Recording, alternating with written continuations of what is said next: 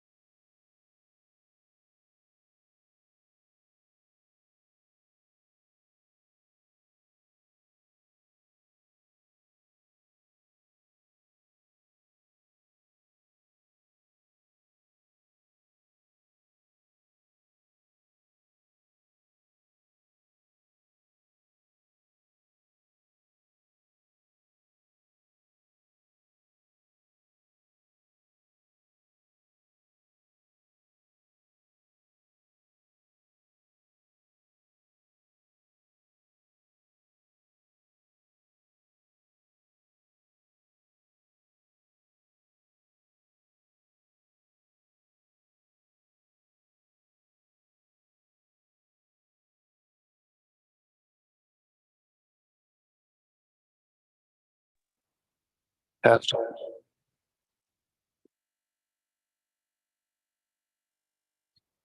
Test, test. Yeah, I can hear you on,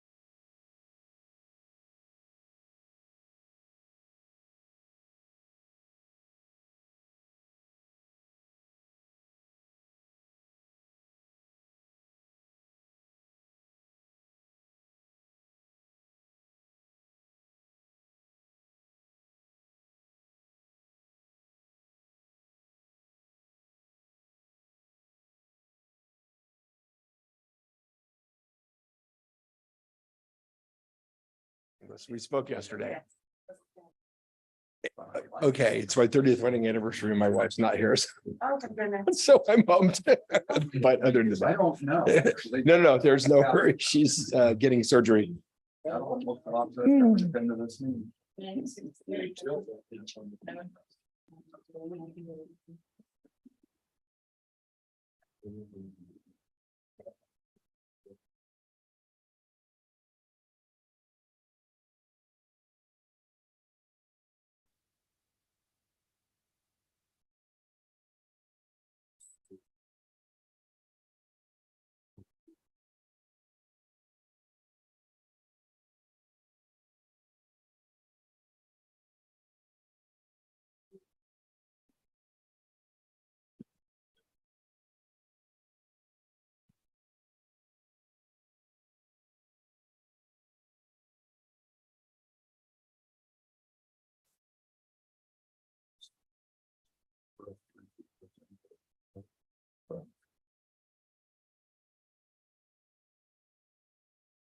She's an attorney.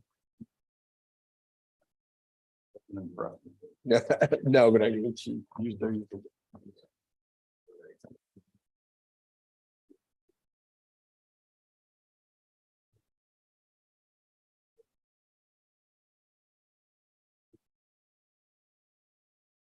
This is a kind of a rehash. Well.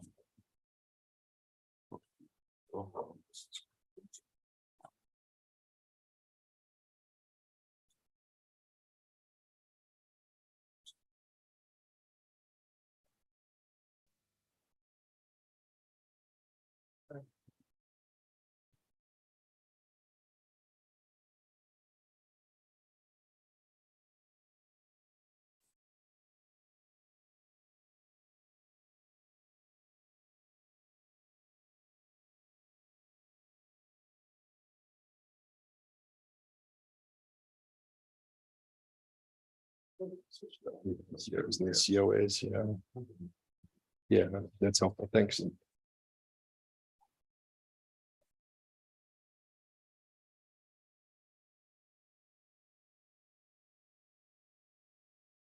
Come down to this.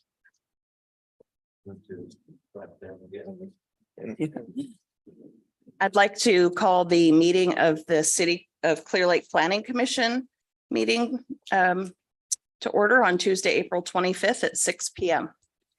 So thank you for all for viewing tonight's Planning Commission meeting. I'd like to call this meeting to order at the City of Clear Lake's chambers on Tuesday, April 25th, 2023. As a reminder, if you are on Zoom meeting as a participant, please put yourself on mute unless you are speaking. We are currently live streaming this meeting on the city's YouTube channel and the Lake Peg TV channel, live stream YouTube channel. To begin with, can I please have a roll call? Commissioner Smalley. Commissioner Inglis, Here. Commissioner Coker, Here. Vice Chair Stewart, Here. Chair Williams. Here. For those in attendance, can you please stand for the pledge? I pledge allegiance to the flag of the United States of America and to the republic for which it stands, one nation, under God, indivisible, with liberty and justice for all. Thank you. This time, I will ask City Manager Flora, are there any changes to the modifications to the agenda? Yes, Chair Williams. Item number 2, the general plan conformity report. Earlier today discovered an error in that item, so we'd like to bring that back later. So if you could pull that one from the consent calendar, that would be best. Otherwise, no modifications.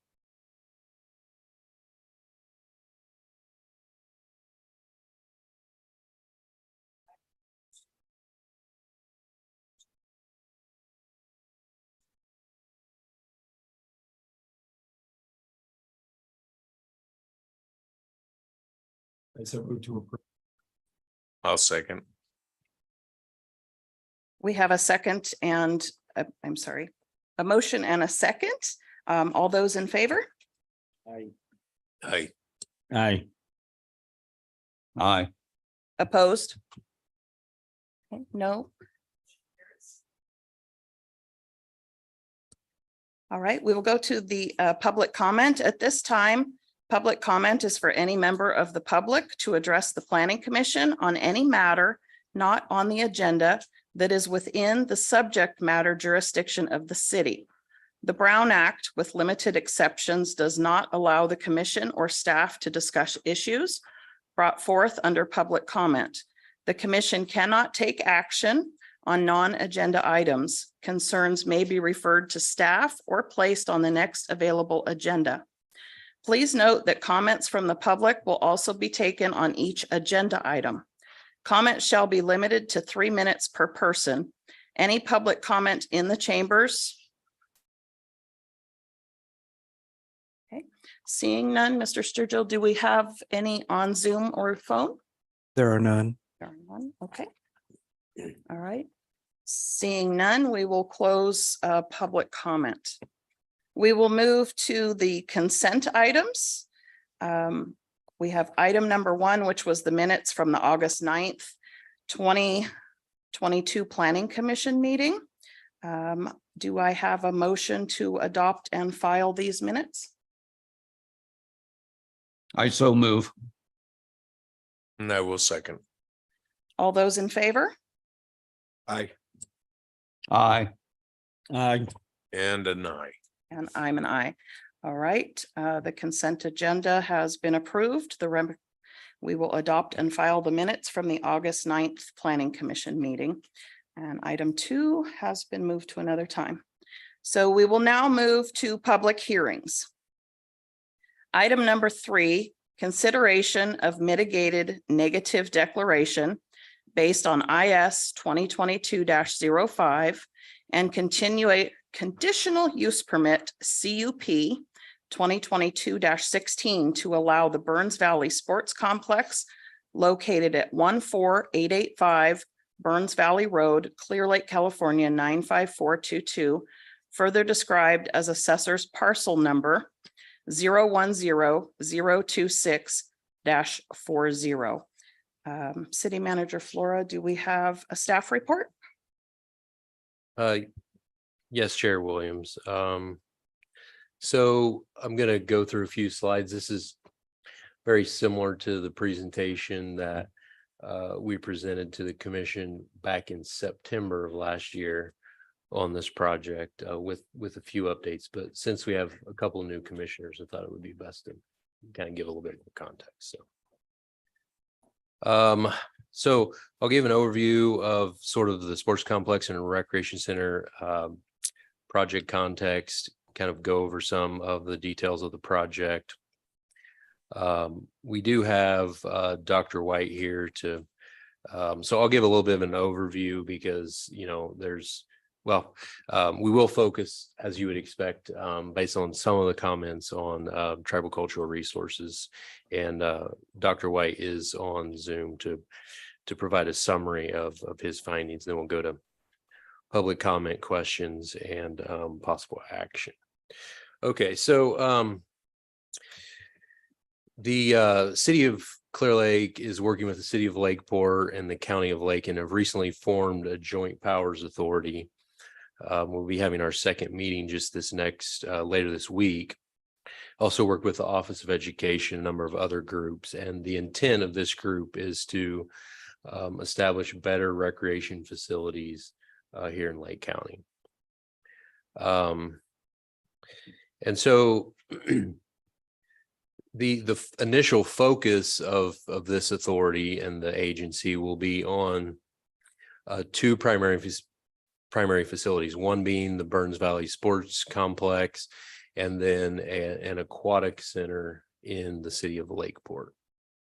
So these are just some renderings of the recreation center here in Clearlake, and we worked with an architecture firm that established this and did some programs. We'll show a couple of more images of this a little bit later on. And then the idea is that this agency would roll in other future facilities throughout the county and possibly a trails network. So The 16 million that's referenced there is the anticipated cost of just the recreation center itself, not including the sports complex.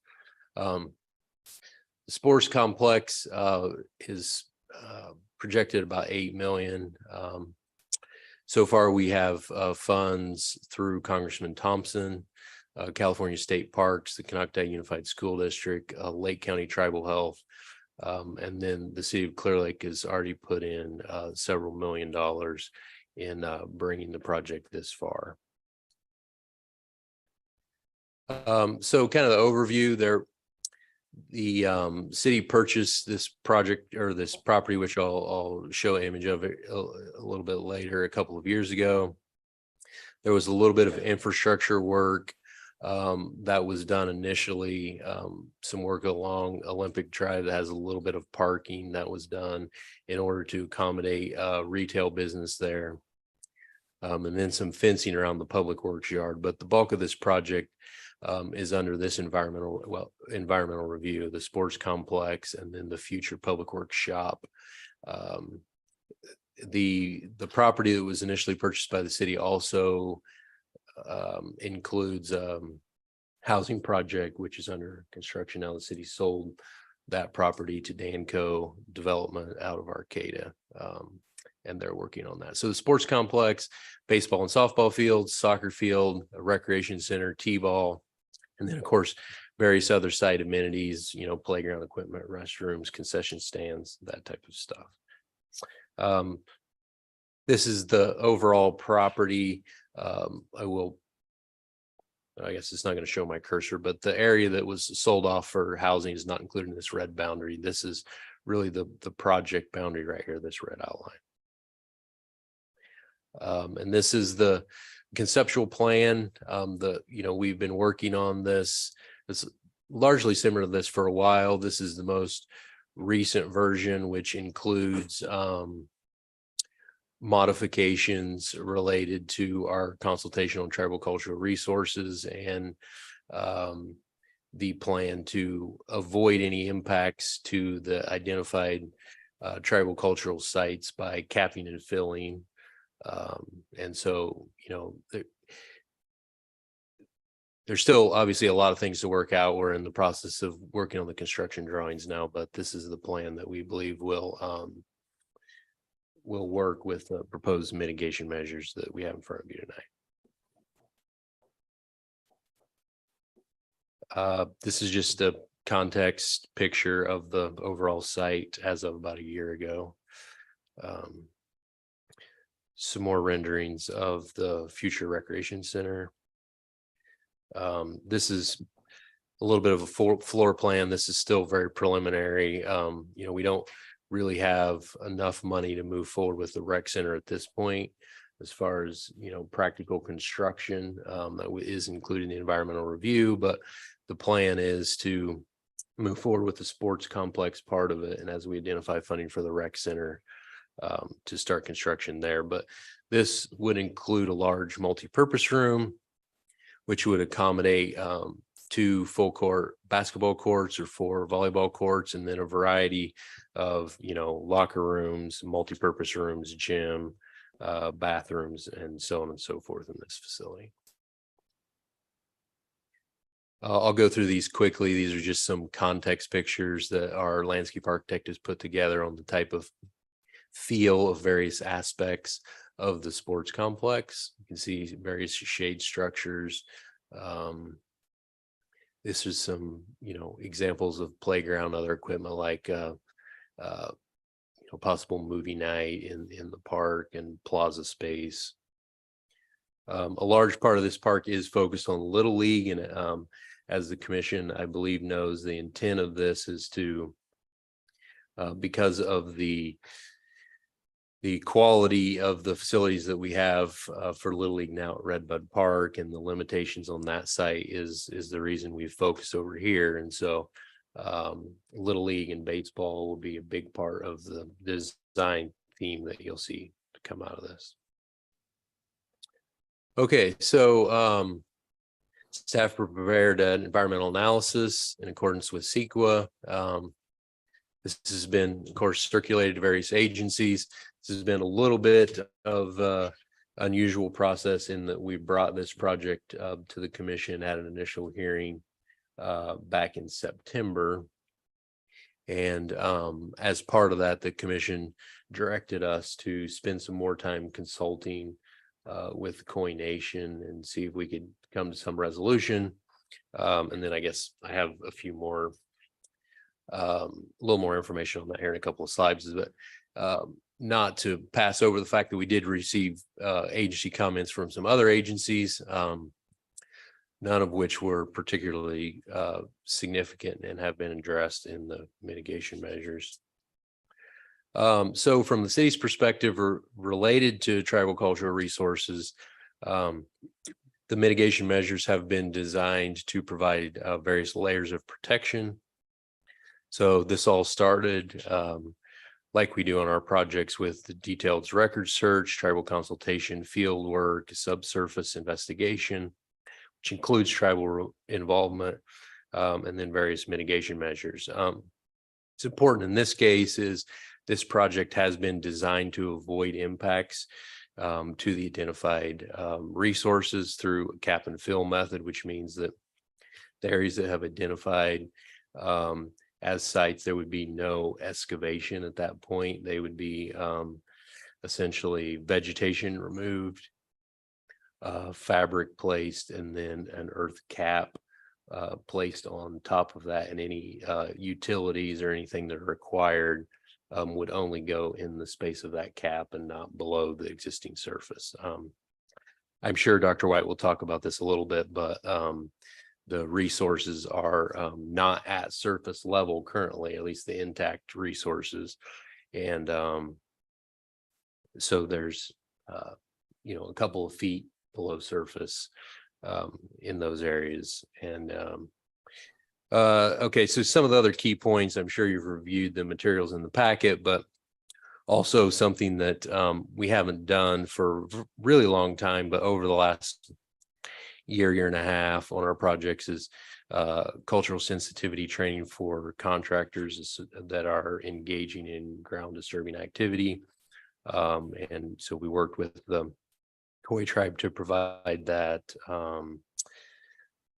that training for our contractors. This would include a more detailed treatment plan developed by the archaeologist with tribal coordination. We have proposed tribal monitoring in the proximity to the known sites, and then plus a buffer around them. And I don't know, we can get into more details on exactly what's proposed if you have any questions on that later. But well, in many cases, and in fact, we have some communication with our city council members from Koi representatives that indicated that in cases where cap and filling or avoidance has happened, that the need for tribal monitoring isn't always there. In this case, in order to be sensitive to the concerns, we're recommending tribal monitoring any work above those sites within 100 feet around the sites. There was we didn't receive any detailed factual information about this, but there was some concern about that there was a larger connected site rather than two separate ones. And so we've included the idea of monitoring in sort of that whole area between the two sites. And then you also seen some of the correspondence with concerns about what used to be what's known as Miller Creek. Doesn't exist on the property anymore, but because of the possibility of something there, also monitoring in the area around the creek. Of course, as with all of our projects, there's a process and protocol for any inadvertent discovery, and then there's various issues outlined in there that would still require ongoing coordination between the city, the project archaeologists, and tribal representatives. A little bit of a review of the timeline. So December of 2020 is when the city purchased the property. In discussing this with member of the tribal council at that time, there was some concerns about possibilities of stuff at that site. So we almost immediately started working with Dr. White on preparing a cultural report. Of course, he started quite quickly. The field work and whatnot included tribal involvement. He initially issued a technical memo kind of outlining the situation. And later on, additional field work and a draft report were prepared. Then we did our normal AB 52 consultation notifications. And initial consultation happened on March 9th of last year, just over a year ago. And then we did have some more meetings in August. The comment period on the draft mitigated negative declaration was middle of August. At the request of the tribe, we did extend the comment period on the MND for a few weeks in anticipation of the September Planning Commission hearing. And then you can see the additional consultation formal meetings that happened in October after that hearing. There was a significant period of time where there was back and forth with various emails and whatnot, although not a formal, any other formal meetings happened there. With no responses, I didn't put in here when we'd sent our proposed revised mitigation measures after consultation, but with no response to any of that, we issued a letter outlining our reasons for closing consultation on March 21st. And then, of course, you saw the stuff that was sent out this afternoon with some proposed amended mitigation measures from the tribe.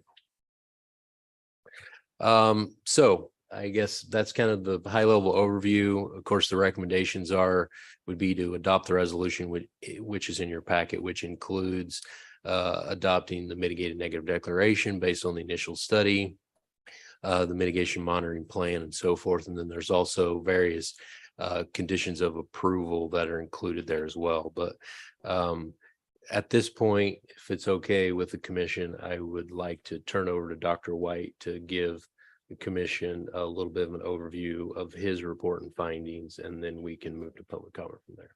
That would be fine. Thank you. All right, thank you. I'll try to make this brief and to the point. The city engaged my services in January 2021, and the work continued off and on until February 2022.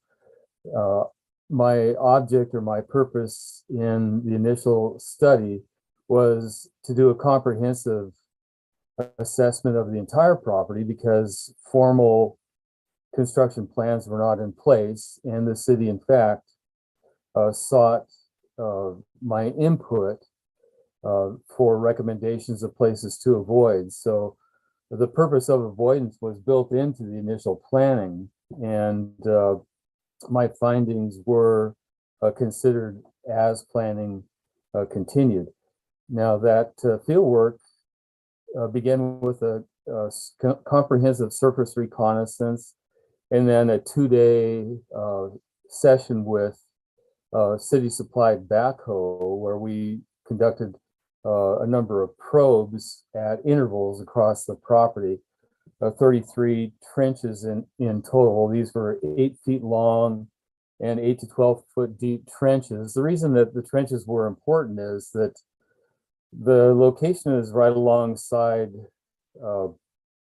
Burns Valley Creek, and it's in a floodplain setting, meaning that when Burns Valley Creek overbanked in the prehistoric past, it introduced sediment onto that floodplain, burying the more ancient sites. So I could not, with any confidence, I determined that I had found everything possible out there by just simply walking over the surface. And my purpose in digging 8 to 12 feet deep was to determine if archaeological sites were within the range of possible construction depths. And in fact, I did find 2 sites. Now, I should also say that the Khoi Nation was consulted at the time about the project. I was given advice by the Khoi Nation on the conduct of the work. They approved my plan, and 2 Khoi Nation monitors were present at all time, 3 on at least 2 occasions. We dug 33 trenches and ultimately identified 2 prehistoric Native American tribal cultural resources. Both were buried at depths greater than 16 inches. In other words, sterile floodplain silts and sands were deposited on top of these sites at some point in the prehistoric past. In my judgment, the sites are more than 5,000 years old, meaning that that upper 1.5 to 2 feet of sediment was deposited on them after they were abandoned around 5,000 years ago. These are both old sites. They're chipstone deposits consisting of tools and flaking debris from the construction and use of tools. They are both situated along what would have been the prehistoric route of Miller Creek, which through that area actually paralleled Burns Valley Creek and was offset a little ways from it. And at the time that we conducted our work, that old channel of Miller Creek was still visible. That channel actually divided the archaeological sites into 2 discrete locations. The corridor of Miller Creek itself was at one point a very deep channel. It may have scoured out what was one continuous site, but the presence of the channel meant that there are 2 discrete locations and there is nothing in between. One location on each side of that old channel. And I suspect that the reason that the sites were there, of course, was because that channel was present and they may have been occupied during the hitch runs in the spring. That old channel I did probe with the backhoe and found that it was 8 to 12 feet deep. There was nothing underneath it, and it's distinctly different from, it divides up those 2 locations discreetly. There's nothing in between. I've been working with the project engineers to fine tune the avoidance package here. We're working with the project designers to avoid all impacts, to make sure that there are no subsurface impacts to either archaeological site. And again, this is the purpose of having done the work very early on. That's been our consistent purpose throughout. And at this point, we're simply fine-tuning those plans. How we plan to avoid those impacts is to cap and fill, add fill on top of those deposits to a depth of perhaps as much as 16 inches. Since the sites are already buried an additional 16 inches, this gives us up to approximately 3 feet and perhaps as much as 3.5 to 4 in some locations of fill. And that fill allows us the buffer within which we may be able to put in irrigation system water lines. In other words, they can be added into they can be placed in the fill, resulting in no impacts to the archaeological deposits. So the fill would be placed on top of landscaping fabric, which would provide an impermeable boundary and would also prevent any future excavations from unknowingly penetrating that boundary. It gives us a buffer and a marker to separate and to ensure that no future impacts occur. I'll also assist the city in the development of a treatment plan, the purpose of which would be to continue over the long run to avoid those impacts. So just in summary, our purpose from the beginning was to avoid impacts. We're fine tuning that right now, and I think we've got a solid plan. Thank you. Thank you, Dr. White. So that's all the staff presentation, unless the commission has any questions, but I would recommend hearing from hearing from the public and then going from there. Right, thank you. Okay, at this time, then I will open public comment. And we will take commissioners' questions once public comment is over. Public comment will be limited to 3 minutes per speaker at this time. Do we have any public comment in the chambers?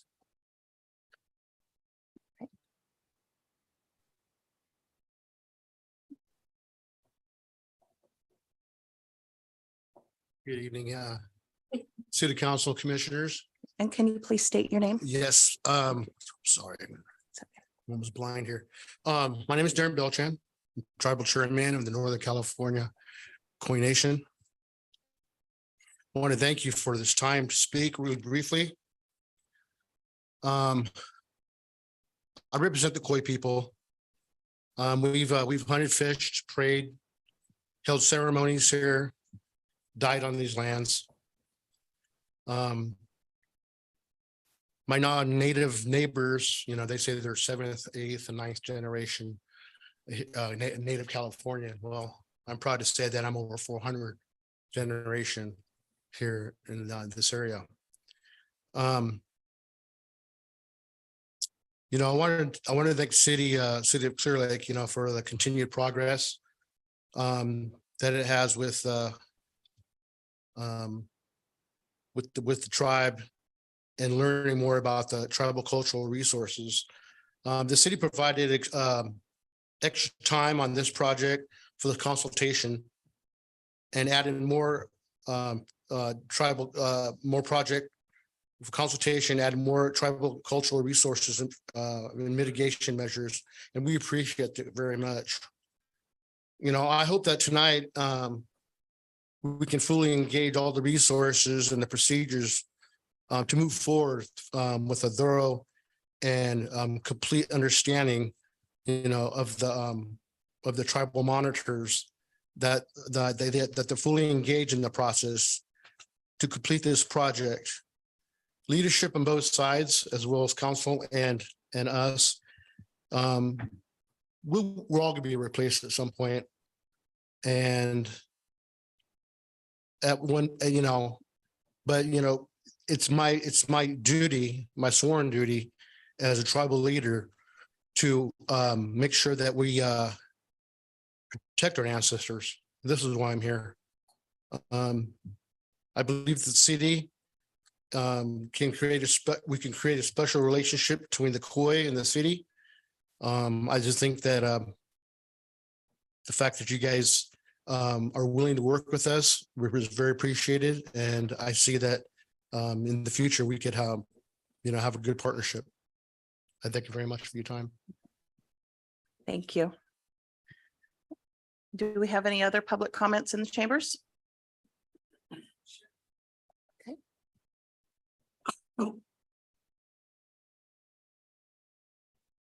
I wrote it down. Okay. Hi there. Okay. My name is Helen Mitchum. I'm the treasurer and information officer for South Shore Little League. And I'm here today. I'm going to read this part of it anyway. I'm here to urge your vote today to approve the Burns Valley Sports Complex and let the 362 kids who play Little League baseball and softball this year and their families to understand that the city cares about them and wants to improve their lot on the ball field. So I would appreciate you doing that. Soccer, we got probably another 200 kids playing soccer. And right now they're playing Clearlake youth soccer in Middletown. So this facility would give them an opportunity to bring Clearlake youth soccer back to Clearlake, which would be a good thing. If you were to drive by the ball fields at Redbud right now, you'd see 5 games going on the fields. You'd see people at a snack shack. You'd see kids running around, little brothers, big brothers and sisters. You'd see people in the batting cage. You'd see a lot of activity. And we would expect to see, obviously, the same thing in the new location, a little bit closer to amenities that people might be interested in experiencing there as well. This project is really exciting to all of us, although there's not very many of us here because they're all at the ball field right now. Couldn't drum up even a scorekeeper to come and keep score tonight or something. So the city will benefit from this project because we've already been promised by our district, and our district encompasses leagues in Yuba County or Yolo County. I'm not sure which Y word that is. Sutter County, Colusa. There's 16 leagues that would have tournaments. I know they will, right here in Clearlake at this facility. 15 other leagues are pretty jealous of this complex potential because I showed the whole big raft of them at a district meeting. So they know exactly what it looks like, and they're all pretty jealous. So that's pretty exciting too. We do have a promise to have the first year that we're in action here in this complex, district tournaments here, with all those districts coming here rather than us going over there all the time. So that'll be nice. I'm hoping that we can work together and get this started. I've been aware of it for a couple of years now, so I'm not getting any younger. I'd like to see it before I'm gone from this earth. But I do hope you'll vote to approve it. And I think it would benefit everybody, kids, adults, the city, all of us, you guys. Thanks very much. Thank you.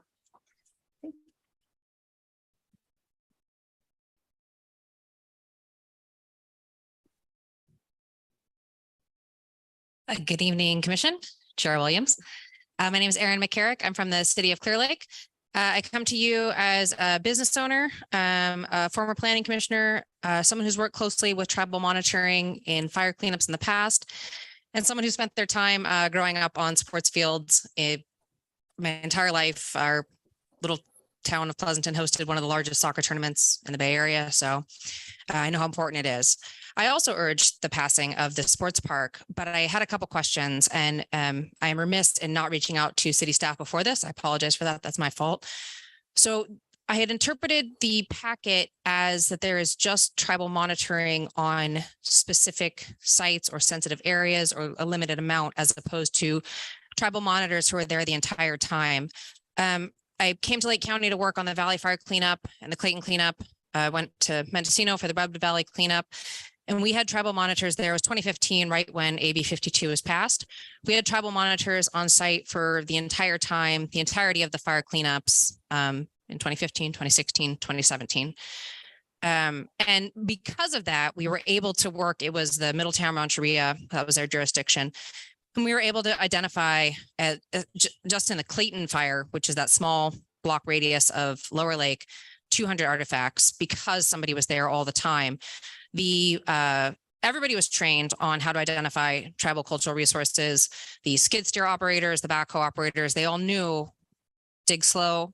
You know, there wasn't a ton of digging, but there was enough earth movement. And obviously the fire had disrupted everything, that it did bring up a lot of stuff. So it was important to have that there. I may be remiss in misunderstanding what it is, but I didn't see that it was there. So if at all possible, I think it would be important to have tribal monitoring there for the entirety of it, because it is such an important site. And I've talked to some of my friends who have kids in Little League.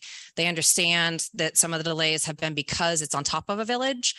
And when I think of that, I think about, Yosemite. Yosemite is another place where tribes and indigenous peoples settled because, it had access to everything, just like this county does, just like Clearlake does. So when you have something that vital, I think it's important to just kind of be aware of it and look at it. We've seen the success in the city before and the county before. And so I hope that there's a way to have monitoring the entire time. Thank you.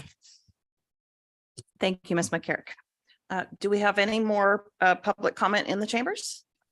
Please come forward. My name is Latoya Fortino. I am actually here not just as a sports enthusiast, but I am a local teacher at one of our elementary schools, and I was attending a board meeting at our district where we saw this sports complex. I do think it's important that something like this is brought back to our community. I've grown up here. I've gone to all the elementary schools, the middle school when it was Oak Hill, the high school, I graduated there. I am a former foster kid, so some of the statistics and sports was a huge play in me graduating high school, going to college on a basketball scholarship, and actually graduating. I've seen what sports can do for kids. And if you have visited our schools lately, our kids are missing something. And it's not just kids in sports, it's kids with art, it's kids that want to give back to their community, it's kids that are needing direction because maybe they don't have that. When I was growing up here, we had a bowling alley. It was right back there. We had a water park. We had the movie theater, which is still here, but it's not the same as it was. And so if you also have been at our schools, you're noticing that our schools are becoming overwhelmed with students because the amount of youth is increasing in our community. This is no longer just a place for people to come and vacation. It's no longer just a, hey, we're going there for the summer as it used to be. This is a place where people are building their lives and their futures. And I'm watching kids grow up, and instead of having something constructive to do outside of school, because we can't do it all. As a teacher, I'm at schools well past my contract hours. I'm at the ball field. I just opened up our new youth basketball league. My son participates in the soccer league, and our kids are craving for something to be a part of and to give them something. And it would be a shame. I do think that we need to be sensitive to the situation and make sure that we are approaching it in every respectful and understanding way. I also know that if we continue to lag on building the things that we need, our children are going to get more and more distracted from their potential, because there's nothing other than walking the streets, riding a bike, going and disturbing businesses, getting into trouble, because there's nothing constructive for them to do. Yes, we do have youth sports that cost money. A lot of families don't have enough money sometimes, and we're doing the best that we can. Places like this, you'll see kids who aren't even playing the sport down there just for the day, hanging out because their friends are. As a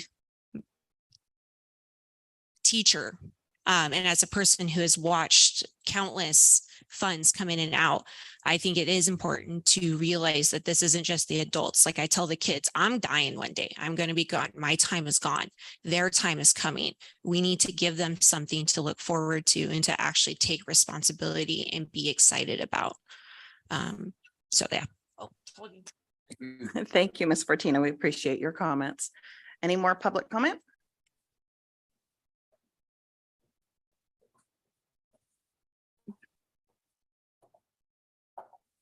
Hello, my name is Rob Morgan. I'm a tribal monitor and a member of Koi Nation.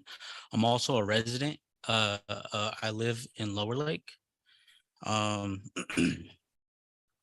So, you know, my mom, she lived here. She lived in Clearlake. My grandma as well. And, you know, as my cousin and chairman said, you know, 500 generations before that, they lived here. You know, we have a long history in the city. You know, I understand that this project is important to the community. It's important to me. I'm part of the community. My nieces, they play ball in Lower Lake. I have a son that's 12 years old and I have a daughter that's 9. So they're actually going to be able to benefit from this project. This is something that we want to see. There's whispers going around town that we're trying to stop this and we don't want to see this happen. That is not the case. All we're asking is, you know, to have somebody there, have a tribal monitor. I've seen the numbers. We're looking, you know, this is a multi-million-dollar project, you know, possibly over 10 million. And, you know, it's really important that you have somebody there, somebody that knows the history, somebody that come from this land. My people, they come from this land. They're in the soil. Right now, we're sitting on top of a site. We're sitting on top of a village site. So we had tracks that went out. This is Cool Badai. This is the track that went here. On the other side of Burns Valley, we had Kulai, which that was Elam. That was part of their territory. We had territory systems where we had tracks, and within those tracks, we had acorns, we had clovers, we had medicines like mugwort and angelica root. And sometimes I come out here and I look around and I think of how it used to be. It was a whole different landscape back then. But these acorn trees were really important. Some of the only wars that was ever fought with Pomo tribes was over acorns, which just sounds crazy today, but that was some of the only wars that we ever had. We were not a warlike tribe. But one thing that we did do, we shared this creek that's right behind your guys' building here. And that was for the fish runs. Tribes from all over from 100 miles out would come over here. But we would share this creek with other tribes, the Hill Patwins and Lake Miwok. And we would have village sites and places that went all the way down. That's right up against where this project is going to be. So for thousands of years, we've had that. So to say that nothing's going to be there, it's crazy to me, and I've been looking at the fish. I've been keeping an eye on the hitch in Siegler Creek and Copsey Creek near Anderson Marsh, and I'm looking for hitch. As you guys know, you've seen where the county stands with it, and you see what's going on with the hitch today, and I haven't seen anything. I just wanted to let you know that hitch is very important to us. We had ceremonies that involved them. We can no longer do that. We can't even eat the fish anymore. And just to let you guys know, I just went back there Friday and there were thousands of hitch. So they're juveniles, and that's something that we've been waiting for. We're not even seeing it in Siegler Creek, and that's one of our main fishing areas. But thank you. Thank you for your time.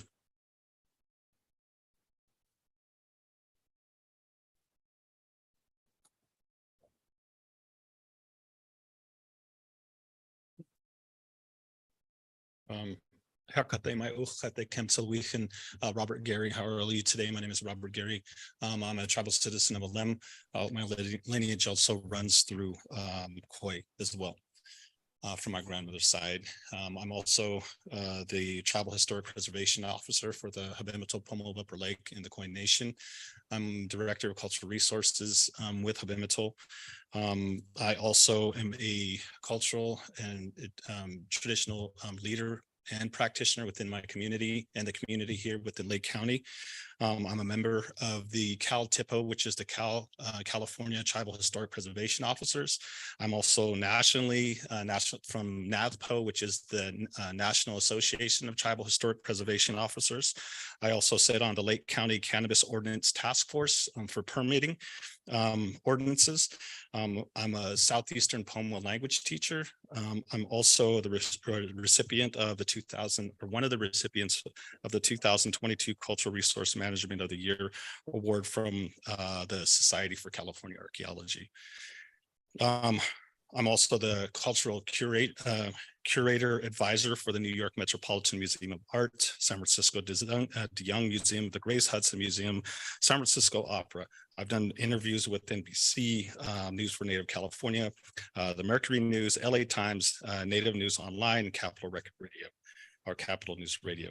Done presentations for Department of Water Resources, Lake County Office of Education, Lake County Planning Commission, commissioners and planners, Lake County Sheriff's Office, also at the Judges Breakfast, Department of Transportation, and at the Society for California Archaeology. Also did presentations and training with UC Berkeley, Stanford, UC Davis, and Purdue. So my reasoning for me being here today is to understand the sensitivity of the area. I believe that you have a map in your folder that was handed to you today. If you take a look at the area, you can see that there's names all in the southern part of this. These names are actually tracks, lineal tracks, that only the Southeastern Pomo had this system that was set in place, nowhere else. Each line actually runs through a lineal descent from either Khoi, Alem, or Comdot, which was Buckingham Island. All of these tracks are literally run from the shoreline all the way in, and they run through from certain families. So certain families actually stewarded those lands, used those resources in order to trade with neighboring tribes and even with neighboring tracks. And that's how it ran. Southeastern Pomo tribes were the only tribes that had this system set in place. Very, very complex. So with that said, where the project site is at, also runs on a track. Can I have more time? With that said, the project site also runs on a track. Not only that, but there's two waterways that are on each side of it. Traditionally, culturally, we know that we needed water in order to sustain the village. Prime spot. In consultation, we knew that there were some concerns just from looking at the waterways. But taking a look at Dr. White's report, he found a site, an unknown site that no one know that was there. Vegetation and other things that we were out there on prior projects, we found even the property of the housing development that was sold off. We've been out there, we found items that were out there.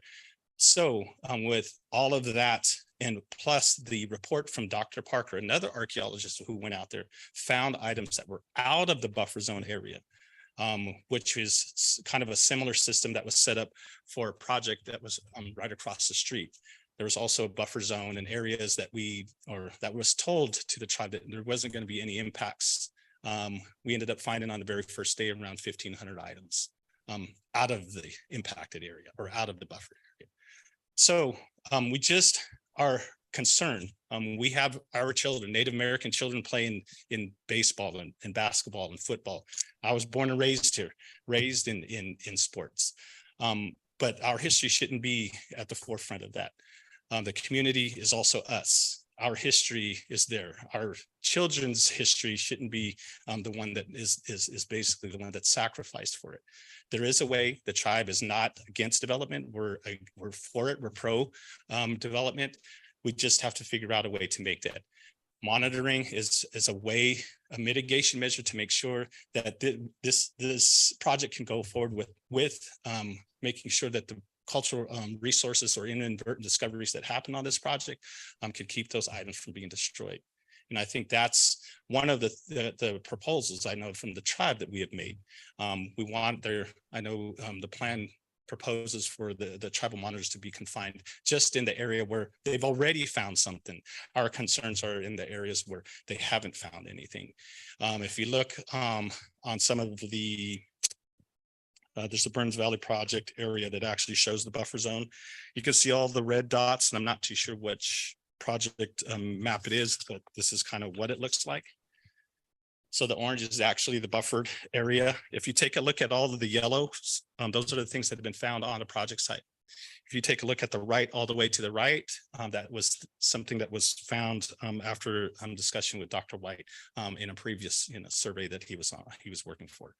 So if you look at everything that is proposed, even in these maps, the scientific and the cultural knowledge, there's a bigger and better picture. The tribe is just proposing to make sure that we have a better plan of making sure that the cultural resources that may be impacted by this can and will be protected. We're happy with I guess the strides that we've made as far as having a plan, as far as for bringing in, preserving what we know what's there. But our extension of that is making sure of the impacts to the resources of the things that we don't know what's there. And so with that said, knowing that we have two waterways on each side, we're talking about the hitch and how important the hitch was to the indigenous community. This was a shared area, shared by two tribes that were there, that were coming there, that had places of and you can tell by what was found there, workshops, places where they stewarded, vegetation, lineal tracks where people constantly came out there and did things that they needed to do to make sure that those resources were something they can use. So just providing both the tribal and traditional cultural knowledge along with the scientific knowledge that was found by Dr. White, also Dr. Parker, two archaeologists. Tribal cultural resources are different from archaeological resources. So archaeologically, they're going to come out and look for archaeological resources, tribal cultural resources, not just arrowheads, but we're looking at cultural landscapes. We're looking at gathering areas. We're looking at all of these different aspects of a cultural community. And exactly what happened with Dr. White's report, there was a buried site that was there. We knew this. There were things that we discussed and had talked about, and we knew by indicators of what are sensitive areas.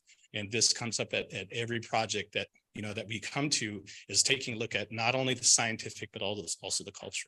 If we can get a complete project or a complete vision, I think, of a development project, there are ways that, the tribe, because, being proactive, that we can make a project happen.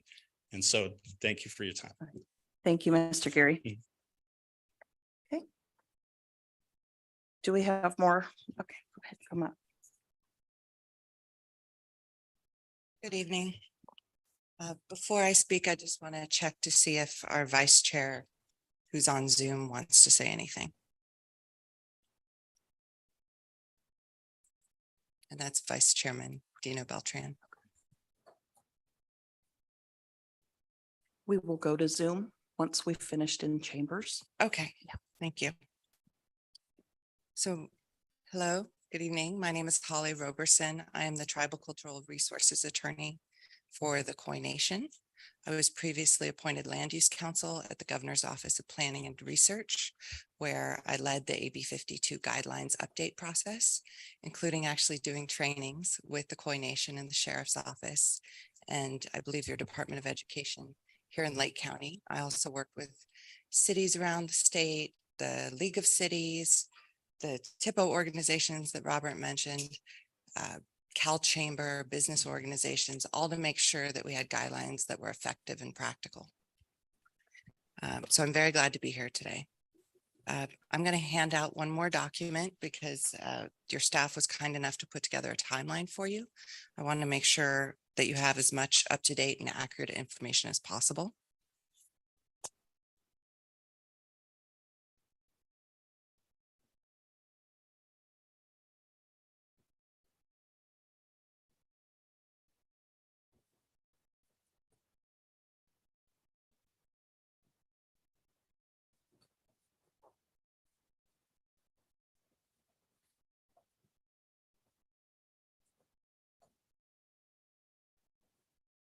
So I have quite a few things to say, but first let me walk you through briefly what's in front of you. So this is not a complete timeline of everything that's happened. It's kind of the highlights, but there is documentation in the record of all of these. So I just do this to show both the city's effort and our effort. And I just want to reiterate what other tribal leaders were saying in terms of, we do feel like the city is making progress and we appreciate it. And we know it's not easy. We're joining you in putting in that effort and learning. We got very, very close in consultation. We really appreciated the extra time that this planning commission gave us for that. Unfortunately, ultimately, we did not reach an agreement. And you can see the consultation timeline here. You can see us repeatedly asking to meet again in consultation. We didn't meet for consultation after October, although we did repeatedly ask in writing for that. I think actually we had some pretty good mitigation measures worked out in consultation. We did not come to agreement on tribal consultation. I'm sorry, tribal monitoring for the whole project site. And I want to briefly explain to you why that's so important in a CEQA context, because that's really what you're here to do today, right? Is approve your draft mitigated negative declaration. So I'm going to bore you just for a moment as a lawyer, but I'll try to be brief.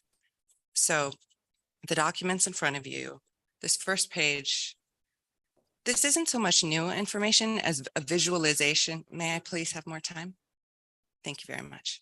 This is a visualization of the Giffords report, which is cited by your archaeologist in the city's record, right? So Mr. Gary put this together so we could have a better sense of it. But this information is already known. We just thought it'd be easier to see it this way. The next page, these are our draft revised mitigation measures. So our humble request for you today is that somebody make a motion to consider adopting these revisions to your mitigation measures and your conditions of approval. Primarily what they do is take some of the things which we honestly thought we had agreed to in consultation with the city. It's these concepts of things like we're not going to have destructive testing, the tribe will have input on the reburial area. I did this in track changes so you can see what we propose would be different. Those are things we discussed in consultation. The big thing that we didn't agree to, of course, is monitoring on the whole project site. CEQA requires that the city consider every feasible mitigation measure to avoid, protect in place, or mitigate harm to tribal cultural resources, just like any other resource under CEQA. Tribal monitoring we believe is a feasible mitigation measure for the city. All it costs is money. You have a $8 million project. Yeah, currently $8 million project. We don't know how much time monitoring would take because we don't know how long your construction will take. We've asked to get an idea of how long it will take for construction. And when we say monitoring, we only mean ground disturbance, right? So we don't want to watch cement sit. We don't want to watch the framing be built. It's just the ground disturbance part. So I really don't think it would be as expensive as you think it is. Also, case law says that money alone is not a reason for something to be unfeasible. The State Parks Department, which provided, I believe, $3 million of funding. If you look on their website, they have a lot of information about respecting tribal cultural resources on their website. That's a direction the State Parks Department is going. If you look, you got $2 million of federal funding. If you look at the Advisory Council on Historic Preservation and President Biden's recent guidance on tribal knowledge, respecting tribal knowledge about what is an impact and what is appropriate to mitigate that impact. That is also a direction the federal government is going, as well as case law like the Agora Hills case where city approved a mitigated negative declaration. And unfortunately, they lost in court because they hadn't listened to the tribe about what is the resource. And the courts have said, if you don't really understand, excuse me, the extent of the resource, how do you know you're mitigating it, right? So if you turn the page here, so I'm on tab 2 now, you can see, as Mr. Gary pointed out, these are the tribal cultural resources we found that are recorded that are outside the monitoring area. We know there's stuff out there already. Also, when you take a broader perspective, so you can see here, there's the hatched areas. Those are the areas where there's more significant sites that are bigger, that have been mapped, that are known. You actually have a national monument 0.6 miles away from here that's a tribal site. Why would you care if it's 0.6 miles away? It's not within the project, right? Who cares? Well, the reason you would care under CEQA is something called a cumulative impact. And I'm remiss in, I want to say welcome to our new planning commissioner who has experience with the city of Lake County, because the tribe actually works really well with the city of Lake County. And we're hoping some of their good practices can be imported here. So if you turn the page, tab 3, CEQA requires that you look at a cumulative impact. That is absolutely required for an adequate mitigated negative declaration. Starting with our very first comment letter, we pointed this out to the city. So this is a bigger perspective. It's kind of more the 30,000 foot view. It says what things are, where they are. This is not available to the public. It's confidential information, but you can have it as the decision maker so you can make good decisions. You can see that with all of this development happening, right? This master plan, the Oak Valley project, multiple other projects in the city. You're trying to grow in a way that benefits the community. We really do respect that. We really ask sincerely that you plan and budget for tribal cultural resources protection and monitoring during it. So what is monitoring? They literally, these folks, Rob, he wants to be able to stand there in the hot sun, identify, hey, you're going to hit a human remain. That could be my ancestor. You're going to hit a pot or a basket or an arrowhead that's thousands of years old, made by my ancestors. Let me just move it for you, basically. Let's see if we could dig around it. Let's see if we can put some soil on top of it to protect it. Let me just move it out of the way of the bulldozers. That's what monitoring is. And if we're not there, we can't do that. Lastly, I just want to point out a report which is in the record. It was submitted previously. It's Dr. Parker's archaeological report providing additional information. So when I hear that the tribe hasn't provided substantial evidence or there wasn't additional detailed information provided, I feel frustrated because we have worked really hard to provide you that information, and that's all at the tribe's expense. So if you look at this report, it looks like this. These are examples of additional tribal cultural resources which were found. And I also included our most recent letter to the city asking, what are you doing for Section 106 NEPA process? That's coming up too. It's a whole other law, but it's tied to getting federal funding. And also saying, hey, can we meet again? We're really close to a deal. What do we need to do? And of course, our response from the city closing consultation. I really appreciate the extra time. Thank you. Thank you. Do we have any other public comments in the chambers? Not at this time. Okay. Mr. Sturgill, do we have anyone on Zoom? We have one hand raised on Zoom, Mario Polari.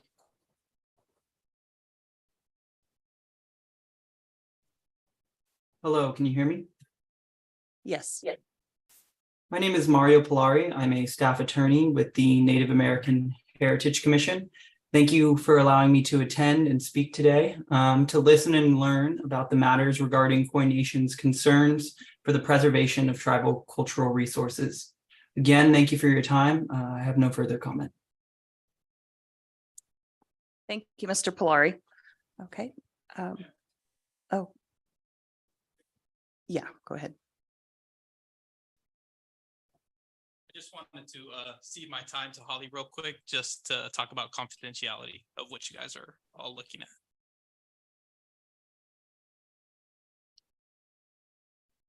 Thank you so much. I will keep this under 3 minutes, I promise.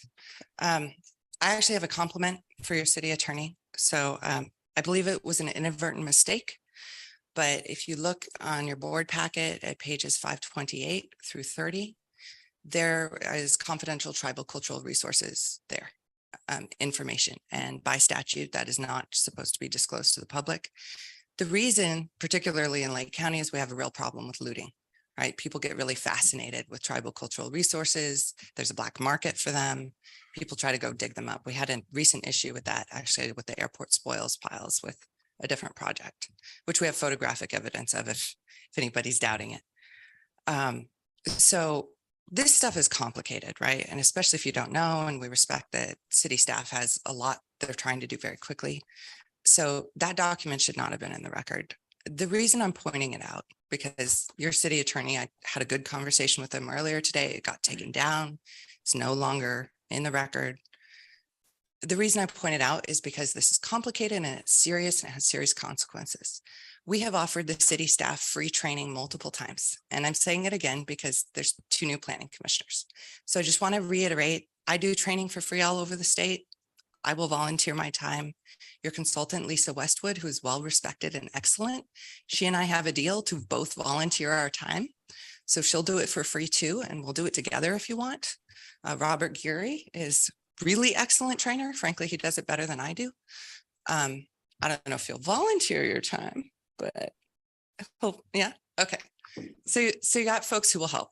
And I would also invite city staff to work with us on that so we can have a training that's useful and geared toward any questions they have. It's a legal risk to the city. It's not appropriate under CEQA. That resource information is protected. This issue ends here today. I'm not going to pursue it further. But I just really encourage you to take us up on our offer, please, to have the free training so that we can avoid these issues in the future. Thank you. Thank you. We have another hand raised on Zoom. Yes, Dino Beltran. Okay. Hello, good evening. Holly, do you need my time? Can you hear me? I don't know if you could hear her, but she said no. All right. Thank you. Good evening. I'm ill, so I'm at home. I couldn't join you in person. Thank you for your time this evening. I would like to make something very point out that these two sites, these two acorn tracks that are being expressed to you this evening are recognized by the Khoi Nation as sacred sites in the Native American Heritage Commission. All right, these are sacred sites to us. With that, we have not said no to developing on them. We've not said no to any of your development. What we're trying to do here, if we haven't gotten the message yet, is we're trying to encourage the city staff to follow the law so we won't have to be here and argue. We're very grateful that we've been able to come to some consensus on some items.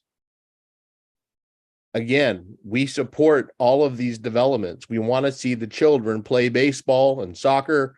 We want our own children to be playing hand in hand as they have for many generations. But like my brother stated, with 500 generations of investment and time here, and I did speak with one of the commissioners on a sidebar earlier today, and I tried to go ahead and show that there's an emotional component to this. Okay, we're not here for monitoring as a means of economic development. We're here to protect the ancestors. We have constant training for our cultural resource monitors. They are professionals. They work with the Society of California archaeologists. They work with archaeologists and other professionals to learn about the law so they can interact professionally with their counterparts, such as your city manager and other folks, so there can be a fluid exchange and a fluid way to get things done concisely. So that way we don't have to have attorneys involved in every single decision. The offer of free training is for the whole entire community. Have an open forum so there's no Brown Act that's going to be abused, and everybody can learn together. Tribes, city staff, planning commission, city council. And I've spoken to several of you and to city council, and they're all for it. Can't get it to get done though. If people know about the law, they'll get the law done, and we won't be here. So we encourage you to continue to build. We encourage you to follow the law. We encourage you to understand that this is a very emotional thing for us to do. We are the experts. When you're going to build a building, you need an electrician, you hire the electrician. When you have air conditioning, you hire the air conditioner, air conditioning guy. On and on and on. When you have tribal cultural resources, not archaeological resources, tribal cultural resources, you hire the tribe. That's what we're here for. Thank you very much. Appreciate it. Have a good night. Thank you, Mr. Beltran. I appreciate it, your comments. I've been requested that we have a short recess. Is 5 minutes good for a recess? Okay, we'll recess for 5 minutes.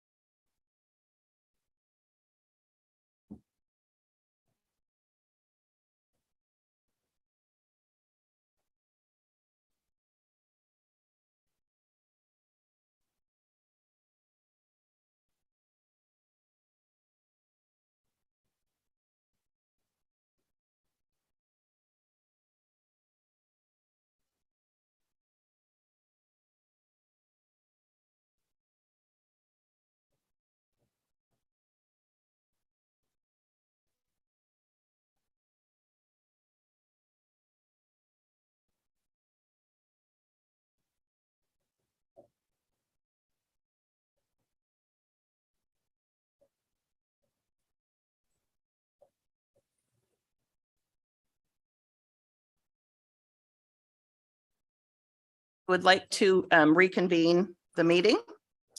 Okay, we have gone through public comment in the chambers and on Zoom. So at this time, before I close up public comment, I would like to ask the commissioners if they have questions of anyone who spoke this evening during public comment. So I will start with Commissioner English. Do you have any questions for any? Okay. All I'm right. going to pass for now. Thank you. Commissioner Smalley, No, I do not have any questions at this time. Commissioner Coker, I do not.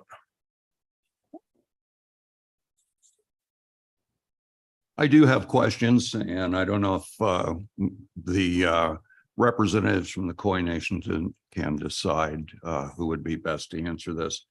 I'd like to know exactly which areas you feel need to be addressed in order to move this project forward. I've, from listening to all the presentations and reading the provided materials, it looks to me like the only thing separating our two sides at this point is having some monitors on site during all phases of earth moving excavation type stuff.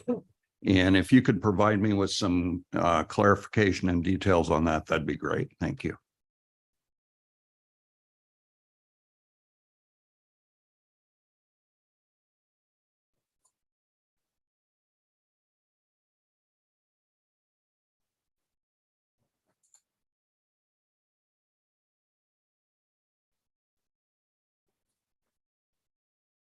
Good question, Mr. Stewart. So if you look at the revised mitigation measures, this is what gets us to go away.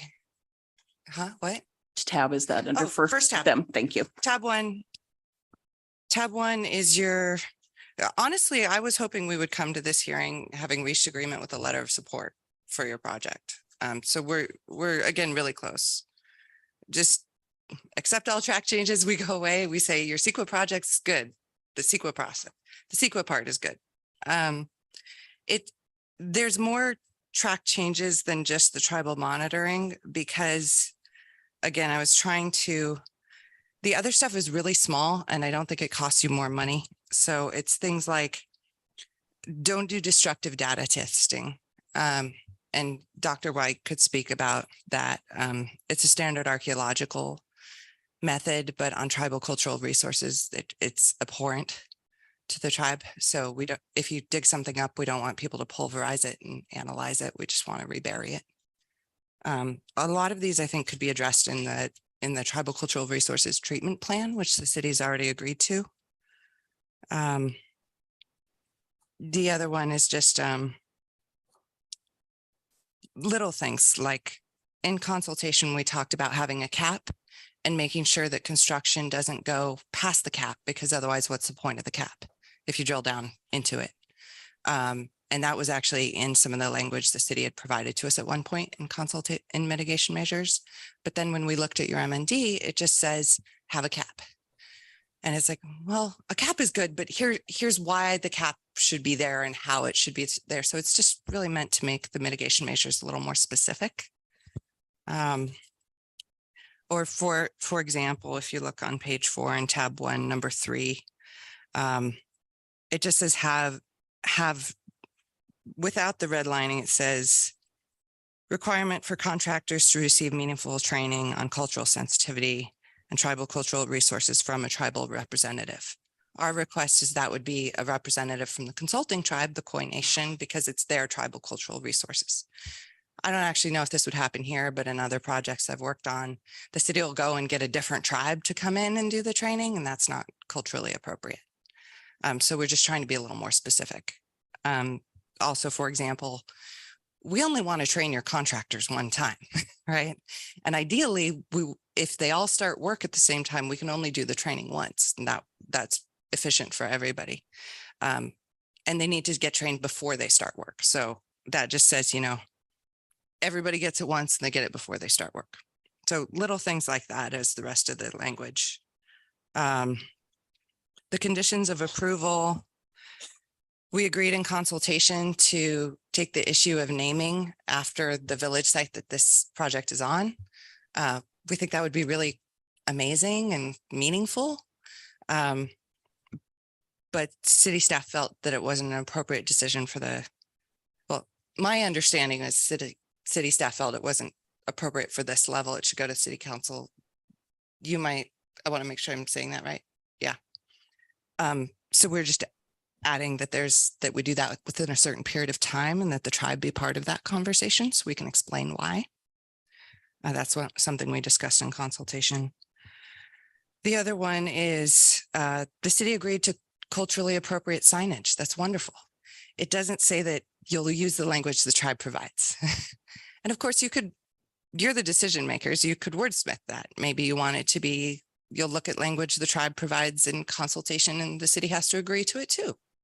You know, you could wordsmith it if you want. Number 9 says a tribe can use the facilities up to 4 times a year, which we appreciate. And that feels like a cultural mitigation because they can go back to their land and do ceremony. We just think that should be the consulting tribe because that's whose land it is, not any tribe. And actually, number 10, we respectfully asked to make it a little more broad because any federally recognized Southeastern Pomo tribe can consult in the Section 106 process. So it's not just the city consulting, it's the city consulting with the tribe and obviously whoever the federal lead agency is in that process. So you can do what you want with it. This is our proposal. And short answer to your question, Commissioner Stewart, is the main issue, yes, is monitoring on the whole rest of the site. Thank you. Thank you for answering that question. Okay. Would this be an appropriate time for me to ask questions that I have about their proposed changes? I guess it depends on if you're, well, you're the chair, so you can do whatever you want, but normally what we do is if you're asking questions of a member of the public, this would be the time for it. Okay. You normally close the public hearing and then you could ask questions of staff later, but Perfect. however you Okay. want to handle it.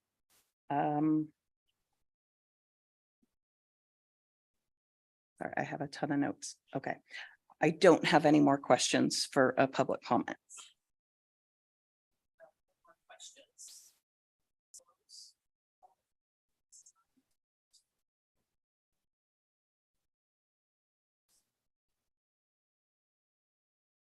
Now, I will ask each commissioner if they have any further comments for deliberation at this time or questions that they would like to ask. Of staff. Sorry, I didn't have that on. Hope you can hear me. Commissioner Inglis.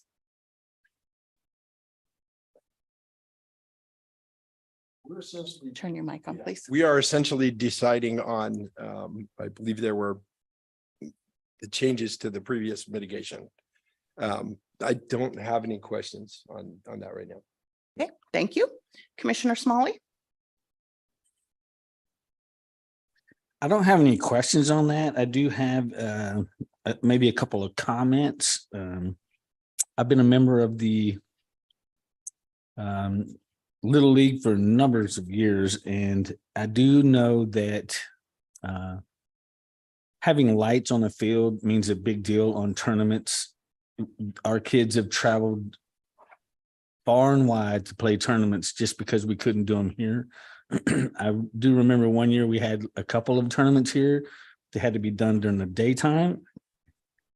And I believe that having the fields more central to Clearlake gives more opportunity for kids along these outlying neighborhoods a better chance to join teams because they walk.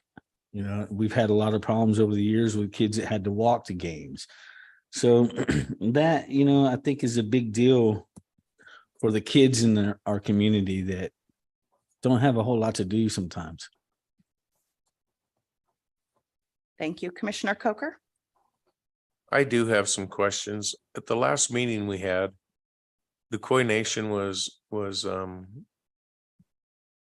set on having the I can't think of the word of it. The monitors set for the 2 different sites. And am I under the understanding that you want the whole site monitored now? See, I was under the understanding that it was just under the two cultural shop sites. No, it's always been the whole area because the whole area is culturally sensitive. It's kind of like how you have this beautiful biology report and in your packet. And they say, okay, is this going to be habitat for sensitive species? And if, even if you don't see every single species, you say, oh, this is where that species would have lived, right? So in this case, it's a tribal cultural landscape. We've got all this information. There was food there, there was shelter, there's village sites, there's things going on there. We think it's very, very likely you're going to hit a lot of inadvertent discoveries during construction. So that's why the whole site needs monitoring. What you might be remembering, Commissioner Coker, is we had a lot of discussion at the last meeting about, is it one village site or two village sites? We think it's one big village site. Your expert, I believe, thinks it's two village sites separated by a creek. So that's how we were talking about. Is it two? Is it one? I think that might have been the conversation possibly that you recollect. It's possible, but nothing was ever said about one site. And then one of the creeks that you mentioned has been extinct for how many years? Oh yeah, probably a long time. But the point is people lived all along it when it wasn't extinct. And so that's why you might find evidence of human habitation, like burials, for example, along the whole extinct creek, because that's back when people were there when it was flowing. But didn't the probes prove that there was only two burial sites or two villages? Yeah, we have a difference of opinion with the expert about that. So the probes dug up some areas and they found some things in some areas and didn't find some things in others, but they haven't dug up the whole site. And with this construction and grading, you're going to dig up the whole site. So we think things just haven't been found yet. And also there's enough, we call it substantial evidence in the record of it's a tribal cultural resources landscape, that the whole area becomes sensitive. So for example, your expert talks about, he interviewed a man named Eagle Brown about his recollection of finding of there being Native American human remains on site. And they went where he thought they were to look, right? Which is good to go look. And they didn't find them there. So the difference is we think you didn't find them there, but that doesn't mean they don't exist. We think it's very likely they're there because when people die, they get buried in the community, right? They just don't happen to be in that particular hole. Okay, so my question is when a person died, were they buried there or were they buried in the community cemetery? That is a question I have to defer to our cultural expert and see if that's something they feel comfortable sharing in this forum. Because I would like to know that. Sure.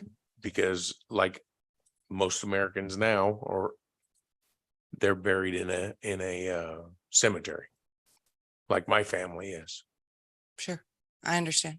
May I defer to the people with that knowledge? Yeah.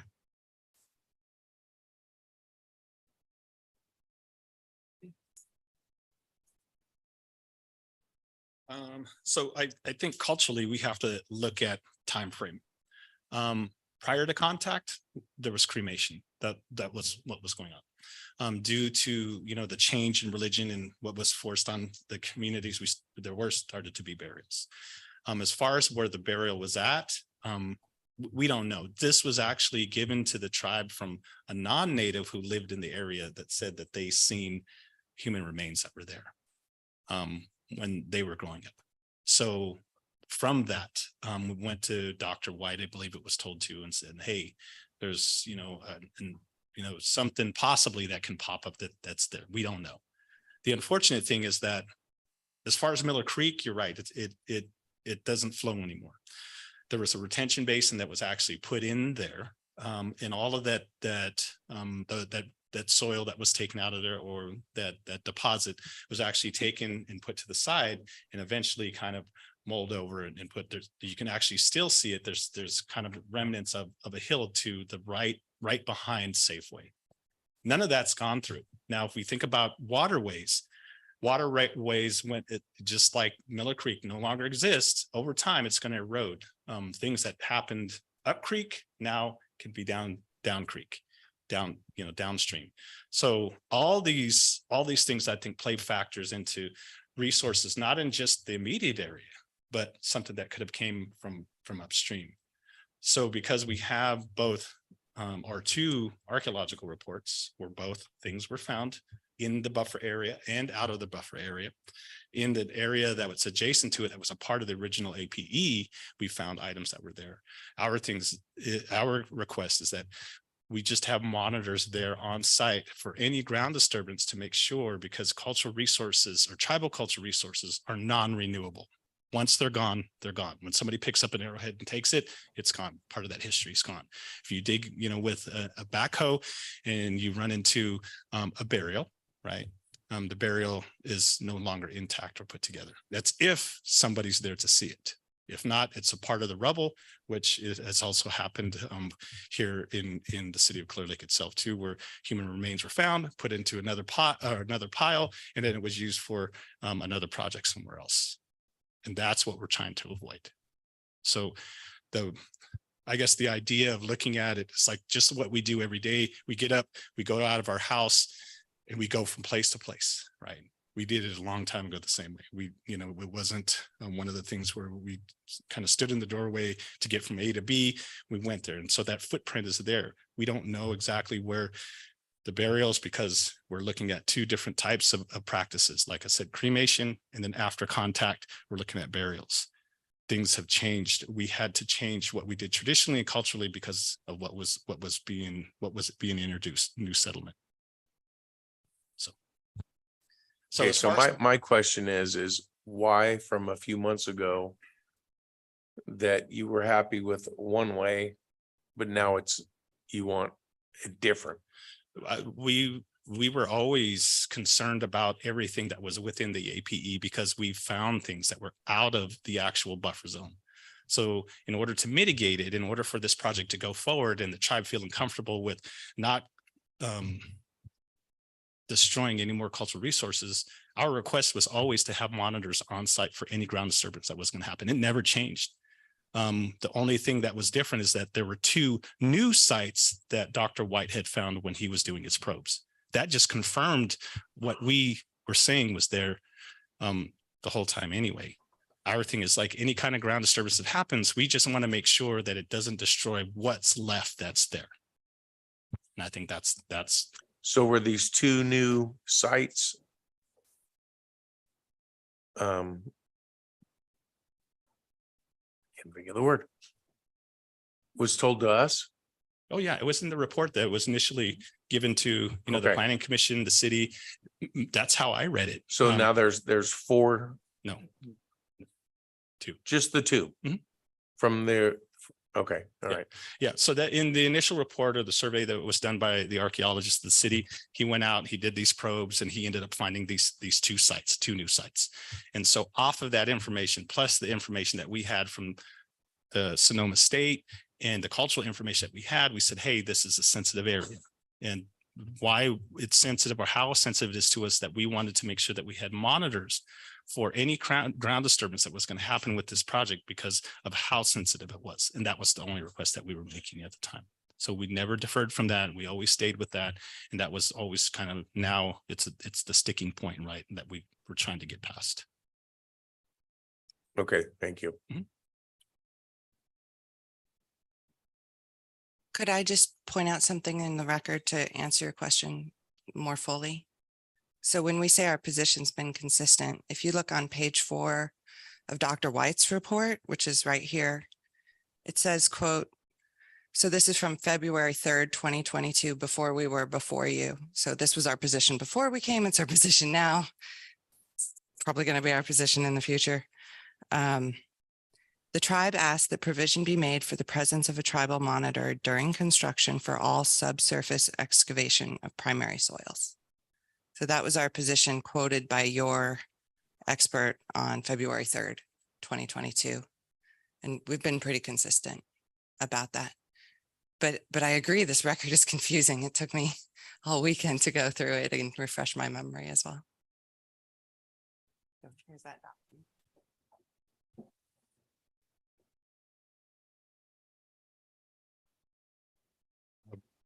Chair Williams, it appears that we've reopened the public hearing. So Mr. or Vice Chair Beltran has raised his hand on Zoom. I don't know if you want to consider seeing what he has to share. Is it in response to Mr. Coker's question?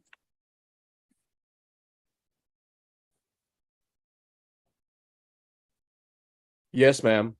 Okay, yes, please. Commissioner Coker, thank you for your question. I would like to be a little more descriptive. So Robert Geary has expressed there were two types of burials pre-contact. He's correct. There was the cremation. After that, we actually moved into with a similar what your family practices and a lot of folks practice today is going to a cemetery. But in the old days when there was cremation, and just as they do in crematories today, when you cremate a body, the bones do not always get burned all the way through, especially in the old days, you just had fire heat. So the bones still survived. They still remained fairly intact. The Native Americans pre-contact times didn't have the heebie-jeebies, so they would bury those human remains with the cremated remains close to their homes. So therefore, the highly likelihood of finding human remains is going to be there. So just to share that with you. Thank you. Thank you. Thank you for the clarification. Do you have any additional questions, Chair Commissioner Coker? I don't. Okay. Vice Chair Stewart? I have no further questions. Thank you. I do have some questions. Bear with me. One of the letters that we received this afternoon stated that we needed to address CEQA, NEPA, and NHPA requirements. City Manager Flora, can you clarify for us the timeline on those? Are they all required concurrent now? Well, they're not required to be concurrent. That is an option. So, we started this project a couple of years back, and it wasn't until sort of the end of last year that our request for federal funding through Congressman Thompson was successful. So just to clarify, so CEQA was basically your state of California environmental review, as you know. NEPA is the National Environmental Policy Act. And so for federally funded projects, you have to go through a somewhat similar environmental review process that we refer to as NEPA. And so this project, because of the federal funds, will be required to go through that process. And, we're basically reliant on the federal agency to sort of outline that process. The $2 million in funds that was, I guess, acquired through the efforts of Congressman Thompson is going to be distributed to us through HUD or Housing or Urban Development. So only in the last few weeks has HUD reached out to us and other agencies that received similar community project funding. And so we're going to be initiating that process here very shortly in order to complete our obligations under federal law for NEPA. So hopefully that addresses your question. Thank you. Yeah, it does. And then you had mentioned that we may not have funding for the rec center at this time. Will the groundwork for the rec center be done when the rest of the project is being worked on?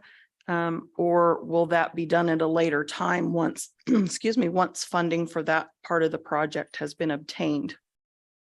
Well,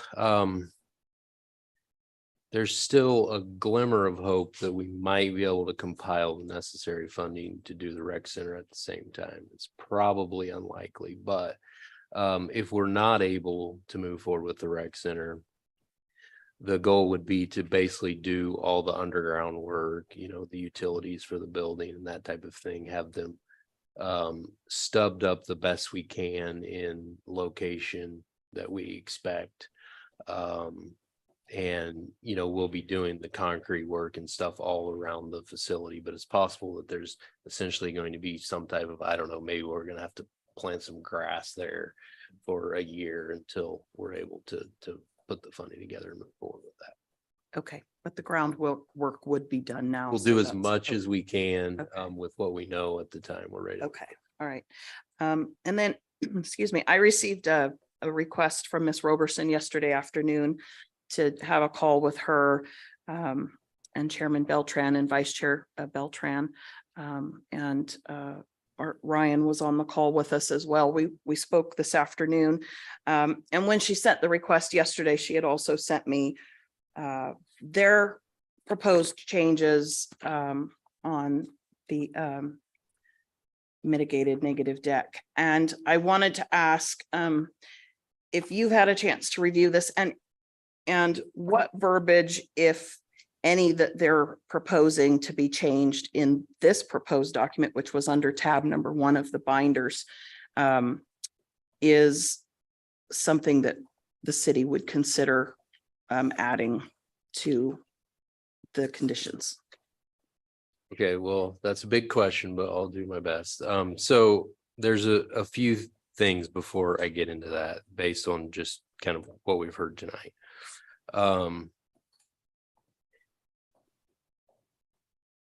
The city, well, I can speak for city staff. I can't speak for others, but respect the history and the richness of tribal cultural resources in the city of Clear Lake.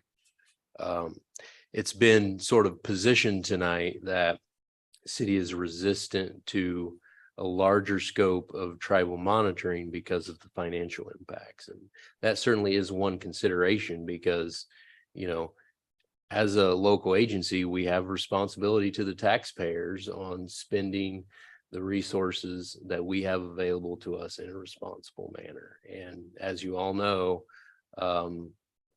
we've been pretty successful in the last few years in being able to piece funding together to do some projects. But we have pretty limited resources. And so, you know, that is part of the thing here. We don't believe that every ground disturbing project in the city of Clear Lake should require tribal monitoring. And that's why for a number of years now, we've done extra work up front. And I think, you know, there's a lot of examples out there, but in talking at length with Dr. White about this, we do more upfront work than a lot of agencies in California.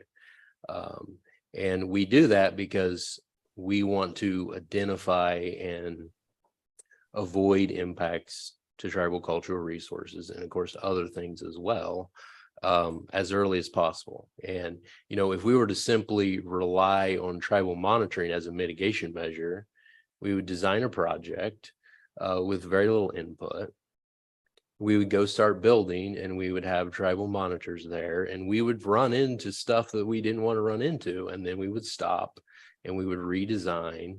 And, you know, that's not the way we want to do things. We used to do things that way. And we ran into problems. And that's why we're trying to do it differently. Now, we understand that, you know, I would support what's been mentioned, that the tribe's been clear from the beginning on this project that they would like to see tribal monitoring on the entire project. But as the city, we also have a lead agency responsibility to base these mitigation measures under CEQA on the facts that are presented to us. And it's our belief, based on the information that's been provided, that the mitigation measures proposed in front of you adequately mitigate the impacts that we have information about.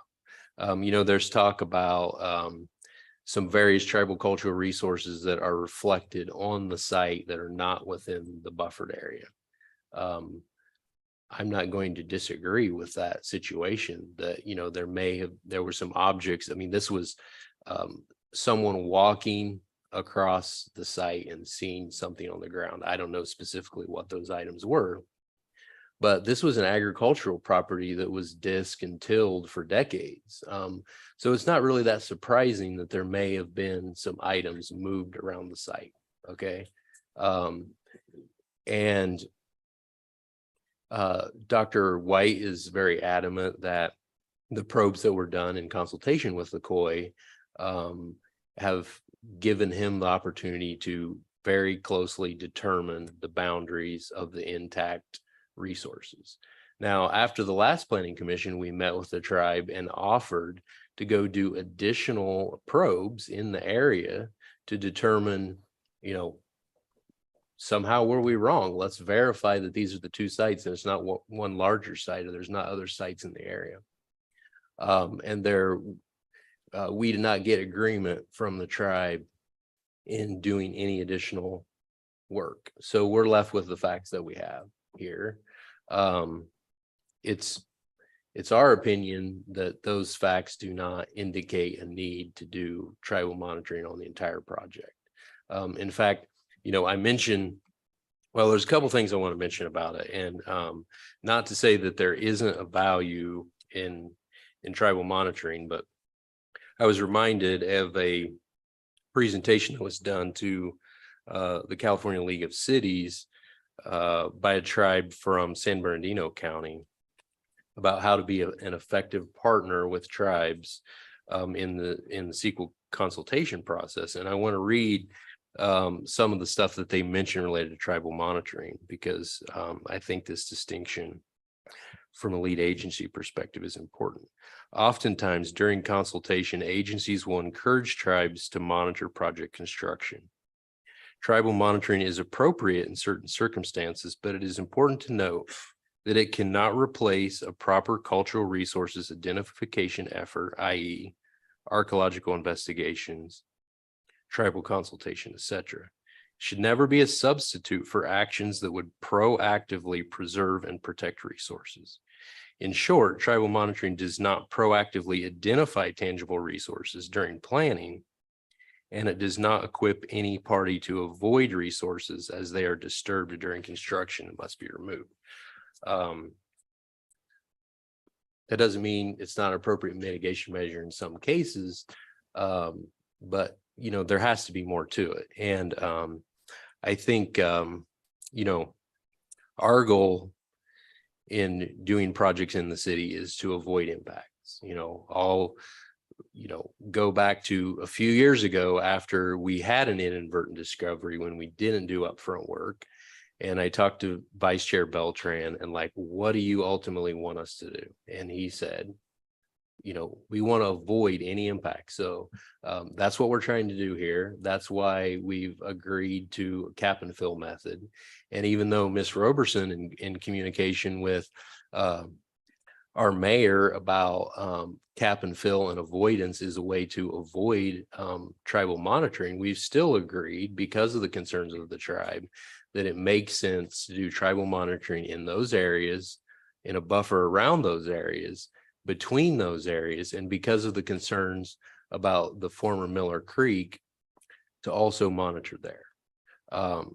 Now, your responsibility as a planning commission is ultimately to make this decision on whether you think the information that's been presented to you, the mitigation measures in front of you, adequately mitigate those impacts to a less than significant level. If you think that there's still likely to be impacts here that can't be mitigated, then you need to direct the city to prepare an environmental impact report. That's the difference there. An environmental impact report can be prepared where alternatives are analyzed, as well as there could be actually the decision made to impact those resources, but that the benefits of the project outweigh those impacts to cultural resources or anything else. I think it's been stated that the goal here is to get the tribe to go away and say CEQA is good. Well, I would argue that that really shouldn't be the Planning Commission's goal. You need to look at the facts in front of you that have been presented and whether you think this environmental document and these mitigation measures reduce any impacts based on that information to a less than significant level. I really wish that we were in agreement with the tribe on how to move forward with this. But that's, in my opinion, not what your goal should be. Your goal should be focused on the information in front of you and the facts that have been presented.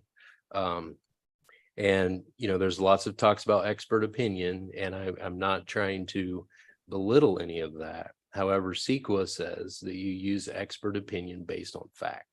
It always comes back to whether there is a fact to support that opinion. And there's one other point that, you know, I don't know if there's a question about this, and it would really be better addressed by Dr. White, but the maps that were provided show a couple of other sites there with a C on them, and those were analyzed. If you reviewed the archaeological report, that those had been identified as conditional sites because of the history of the gentleman that submitted information related to those was unreliable. And Dr. White in particular has done a lot of research on a number of those sites and trying to verify how many of them are actually real intact deposits. So with all that, I think there are a lot of the red lines that are what I would consider additional clarification in what is consistent with the city's intent after consulting with the tribe. There are a few things that I don't believe the city as a lead agency should ever agree to. And there's a few references to the fact that decisions related to tribal cultural resources should be made by the consulting tribe. It is our obligation under the law to consider consulting tribe and their experts, the expert on tribal cultural resources, but it's our responsibility to make decisions on how those are handled. And I don't believe it's in the city's interest in moving projects forward or handling things in a responsible way to give that authority up.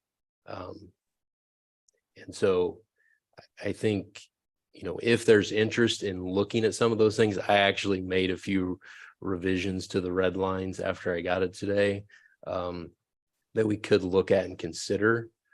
So I think so to me, the sort of issues are, there's how you want to handle the monitoring, what's recommended, the whole site, or something else related to that. And then I would strongly recommend that any of those references to, not that the tribe isn't involved and isn't consulted, but I believe very strongly that the city should maintain control in making decisions as the lead agency. Thank you, Mr. Flora. Okay. Public comment was closed.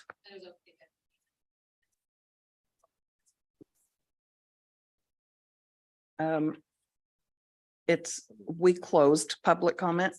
Yeah. Yeah. Okay. Okay.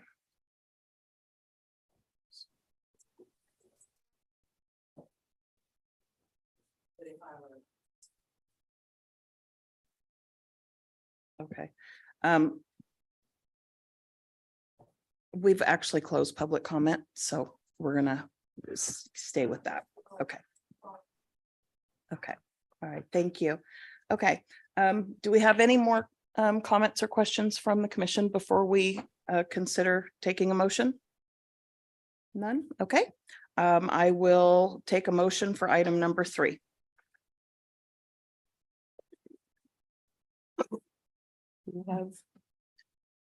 I'll make a motion to adopt the resolution PC 2022-24. Okay. I'll second. Okay, we have a motion and a second. Mr. Sturgill, can I please have a roll call vote? Commissioner Inglis, I vote aye. Commissioner Smalley, Aye. Commissioner Coker, Aye. Vice Chair Stewart, Aye. Chair Williams. Aye. All right, motion passes. Okay, thank you for all of your time this evening. We will move on to City Manager, Community Development, Director, Staff, and Commissioner reports. Mr. Flora, do you have a report? I have nothing additional to report. Do any commissioners have anything to report? I was just gonna say I don't have nothing to report, but thank you. All right, thank you. Now we will move to the final item on the agenda. Do we have any future agenda items requested from any commissioners? All right, seeing none. Okay, thank you everyone who took their time to submit their comments, and to those watching our meeting on Zoom and YouTube.